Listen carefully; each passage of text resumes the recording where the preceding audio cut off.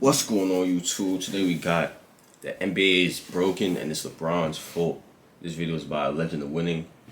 Shout out Legend of Winning, man. The last LeBron reaction will be at the end of the video. Stay tuned for that. Turn on post notifications.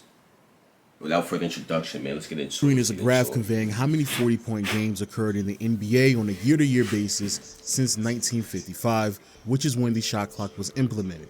This massive spike here is the iconic 1962 season where Wilt Chamberlain averaged 50 points a game and single-handedly recorded 63 40-point games by himself. But then you can see this spike right here is the 2006 season where Kobe famously averaged 35 points a game and torched the league night in and night out with 40-point performances. And then after that, as you can clearly see, over the past 7 years of basketball, there has been a noticeable increase in the frequency of 40-point games that has occurred on a year-to-year basis. Actually, a better way for me to really convey to you how common it is for us to see 40-point games in the NBA over the past few years is for me to show you the top 10 years in which the most 40-point games have occurred.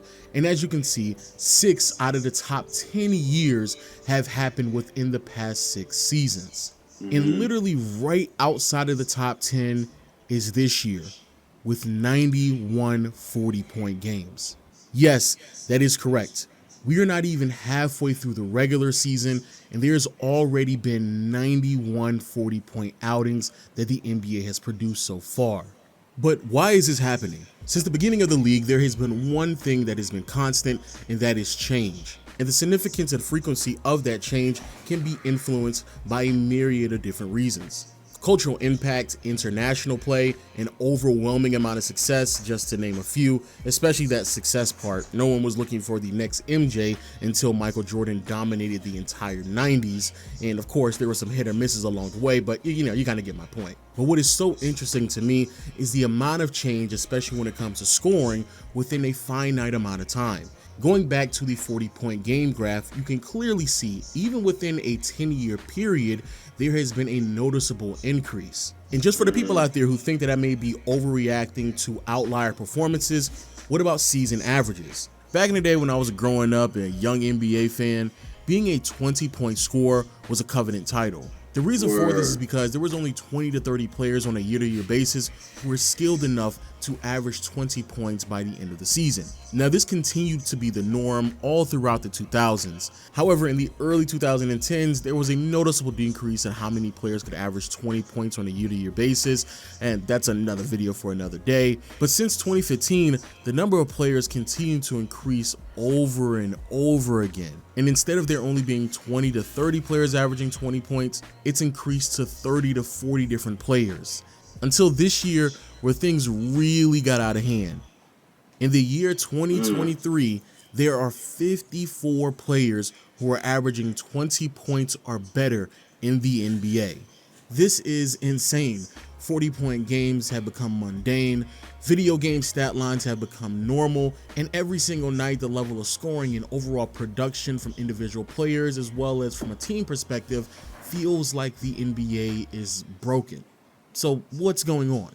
Well, for starters, we have to talk about pace, one of the most overlooked variables when comparing different eras throughout NBA history, yet it is still the most impactful and consistent factor when it comes to measuring scoring from an individual or a team perspective. And honestly, I don't know why people don't bring this up more often when talking about all-time great players. That's a fact. Every bit of information that we have at our hands throughout the 75 years that this league has existed has shown us that the trend of scoring, regardless if it goes up or down, is directly correlated in some way to the pace of the league at that time. And honestly, it makes sense. The higher the pace means that there's more possessions, and with more possessions means that there's more opportunity to score. And looking at the pace back in 1999 to 2009 up into 2019, there is a noticeable difference. And since 2019, the pace has been relatively the same over the past 5 years. However, this can't be the only contributing factor. Matter of fact, it can't even be the biggest contributing factor to explain this scoring explosion that we're witnessing this year, because there have been time periods throughout league history where the pace has been just as fast, if not faster, than what we're witnessing right now. Going back to the 1988 season, where the pace is just as fast as it is in today's game, the amount of field goal attempts are relatively the same, and actually back then, the league average on free throw attempts was 29 times a game, in contrast to where we are today, where it's sub 24 attempts per game, and yet still at that time, the league average in terms of points per game from a team perspective was 108, in contrast to where we are right now, where it's nearly 114. So there has to be something else going on, right? Well, you would be correct, because another major variable to the scoring outbursts are analytics. I know, depending on who you are, that is a big no-no word when having real hoop basketball conversations, but I do believe it's very important for me to bring this up, because regardless of how you feel about analytics, the proof is in the pudding. If we can go back throughout NBA history and find years where the pace and shot attempts are relatively similar to where we are today, but the amount of points that are being scored is drastically different, then that would literally prove that analytics is producing a more efficient way of basketball. The long two-pointers have been replaced with more efficient and productive threes, and the level of volume that we're seeing this year is historic. Nearly 39% of the shots that have been attempted so far this year are three-pointers, a noticeable increase from where we just were 10 years ago, and that difference becomes even more comical the further back you go in NBA history. Back in the 88 season, roughly 5 to 6% of the shot attempts were three-pointers. Then replacing the pull-up mid-range jumpers or even post-up plays with an influx of relentless attacks to the basket has not only removed a lot of the shots within the mid-range area, but also it has increased the two-point percentage in the league to a historic high of 54%. And beyond just threes and twos, the free throw percentage is the highest it's been throughout NBA history, which translates to the highest true shooting percentage the league has ever seen as well. And also, over the past 4 to 5 years, the turnover rate has been the lowest it's ever been. So yeah, even if you are one of the more purebreded real hoopers out there, or just an old head that gets caught up in nostalgia, the results are pretty undeniable. Another major factor to the scoring boom are rule changes. I know for some of my younger fans out there, you may be in denial about this or just unaware because you weren't watching basketball 20 to 30 years ago. However, it is undeniably true that the league has either changed or adjusted rules to best benefit offense. And in particular, majority of these rule adjustments have been more perimeter leaning. And this is very important to highlight because when having this discussion, of course, many people are going to compare different eras throughout NBA history. And with rule changes having a heavy influence on how the game is played, it does not immediately mean that just because player A plays in an era where there's more scoring means that he could go in another era and dominate just as well. There are certain rules that just don't exist anymore that have lifted restrictions and limitations of certain players in the league, especially the ones that play on the perimeter. However, even with all of those reasonable and legitimate variables and factors that I just highlighted, I do believe there is one clear explanation behind this new wave of scoring explosion that has taken over the NBA, especially over the past 2 to 3 years. And that is innovation. A wise man once said, innovation is the unrelentless drive to break the status quo and develop anew where few have dared to go. And when it comes to the NBA, progressive mind states have really taken over the league, the imagery, and how the game of basketball has been played. And in terms of the status quo that has been teared down, well, throughout NBA history, especially throughout the 80s, 90s, and 2000s, there was this belief that individual players had roles and responsibilities based on the position in which they played in. And because of this, identities such as traditional point guards or a true big man started to develop themselves in the NBA culture. But now as time continues to progress, what we're witnessing are some of those roles and responsibilities bleed over from one position to the next, which has led to more well-rounded offensive players in the NBA. And all of that has resulted into a slew of volume scorers who have the capability of also managing an offense with their playmaking and ball handling abilities. Now, to be fair, this playing style has always existed in the NBA, but what ended up occurring when these players started to exercise their full capability offensively is that they were normally chastised and identified as selfish players or ball hogs, and the whole idea of having a volume scorer being able to handle and manage the offense was viewed through a lens in which was not winning style of basketball. But now in today's game, the mentality has shifted and changed, and I think a lot of that has to do with the innovation that LeBron brought to the table. Early in Bron's career, not only did he display a feel for the game that made him an exquisite passer, but also complemented that skill set with a level of volume scoring that made him practically impossible to defend. And unlike many of his predecessors, the level of success that he has seen throughout his career, in particular between 2007 and 2016, was so astonishing that it had to be duplicated in the upcoming era.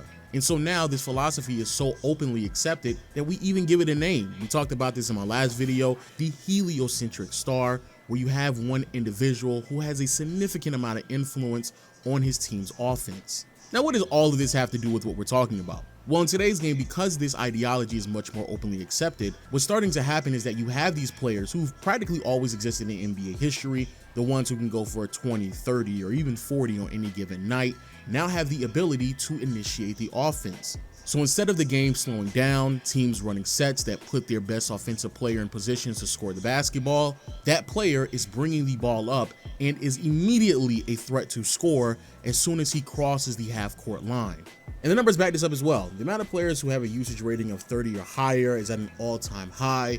Also, with volume scoring players having the ball in their hands more predominantly, players having the ability to average 20 or 25 points while still contributing 5 or more assists is at an all-time high as well. Out of those 54 players who are averaging 20 or better, 26 of them are averaging 5 assists or more. How astonishing is that? Well, between 1985 to 1995, there were only 24 players who had the ability to average 20 points and 5 assists within at least one season. So yeah, within an entire decade between the 80s and 90s, there are fewer players who have the capability of being a 20 and 5 player than there are in today's league. Now, of course, people want to bring up other aspects, and I do believe there's some validity to some of the concerns that you may bring up in the comment section below, such as the league being more perimeter oriented. That is true, and that certainly contributes to what I'm talking about. However, when you look at big men as well, their ability to handle and initiate offenses has increased also. Giannis, Jokic, Zion, Domantas Sabonis, just to name a few. But then you even have players such as Joel Embiid, Karl Anthony Towns, and Pascal Siakam this year, all having career highs in assist totals. I know many people are going to highlight the analytics aspect of it, and that is true. Getting 3s over 2s certainly helps. However, there are certain players in today's game who don't shoot that many 3s, such as Kawhi Leonard and Kevin Durant, who still are having some of the greatest scoring seasons of their entire career. And as I say that, I also do not believe that it's a coincidence that we're starting to see an increased role in ball handling responsibilities with KD and Kawhi. FYI, their assist numbers are also going up as well. And even to a more extreme example, we have someone like DeMar DeRozan, who doesn't shoot 3s, and when he doesn't make them at any respectable clip, and yet still he has the ability to have some of the greatest scoring seasons of his career over the past 3 to 4 years. And once again, it's not coincidental that his responsibility as a ball handler and playmaker has increased alongside with his assist totals. And oh yeah, be very mindful that those 3 examples that I just gave you, they've been in the NBA for several years now. So we can look at what they once were back in their earlier years, compare them to where they are right now, and it is undeniable what the influence of someone like LeBron has had on this league. The level, the standard, expectations that come along with being a volume scorer is at an all-time high, which has produced much more well-rounded offensive pieces. And instead of having someone set them up, volume scorers now have a direct impact on the game, which gives them more opportunities to score.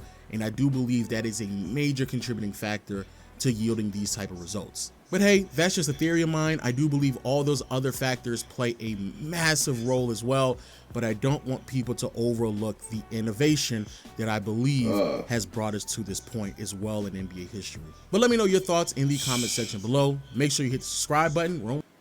And that's the end of this one, y'all. Yeah, man. You know what I'm saying? Give my son Brian his props. I like this video. You know what I'm saying? Give my son Brian his props. He really made shit change in the A. You know what I'm saying? Come on, man. But if you enjoyed this reaction, make sure you click on the last LeBron James reaction on your screen right now. We on the road to 5,000. Turn on post notifications, and I'm out of here, man.